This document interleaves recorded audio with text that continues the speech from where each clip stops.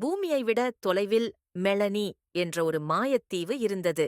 அங்கே பொன்னால் செய்யப்பட்ட பூனைகள் மரங்களில் வாழ்ந்தன. அவற்றில் மிகவும் அழகானது மினுமினு. அதன் உடல் பொன் நிறத்தில் பிரகாசித்தது. கண்கள் மரகதப் பச்சையாய் ஒளிர்ந்தன. ஒரு நாள் அந்தத் தீவுக்கு இளவரசி உமா வந்தாள். அவள் ஒரு சாதாரண மனிதப் பெண். ஆனால் அவளுடைய இதயம் தங்கத்தை விட பிரகாசமானது.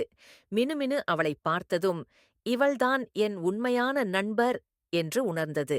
இரவு நேரம் உமா தீவின் கடற்கரையில் உட்கார்ந்து கண்ணீர் விடுகையில் மினுமினு அவளருகே வந்தது. மியாவ், ஏன் அழுகிறாய்? மாயப்பூனைகளால் மனிதர்களுடன் பேச முடியும். உமா, என்னை யாரும் புரிந்து கொள்ளவில்லை. நான் இங்கே தனியாக உணர்கிறேன். மினுமினு சிரித்தது. நீ தனியாக இல்லை என்று சொல்லி தன் வாளால் ஒரு வர்ணக் கோலம் வரைந்தது. அந்தக் கோலம் ஒளிர்ந்து வானத்தில் நட்சத்திரங்களாக மாறியது. அதிசயம்! மினுமினுவின் காதலால் உமா கண்ணீர் தங்கத் துளிகளாக மாறியது. அவள் சிரித்தபோது தீவு முழுவதும் பூக்கள் பூத்தன. முடிவு: மினுமினு அவளுடைய நிரந்தர நண்பனாக மாறியது. அவள் திரும்பும் நாள் வரை அது ஒரு பொன் நகையாக அவள் கையில் இருந்தது.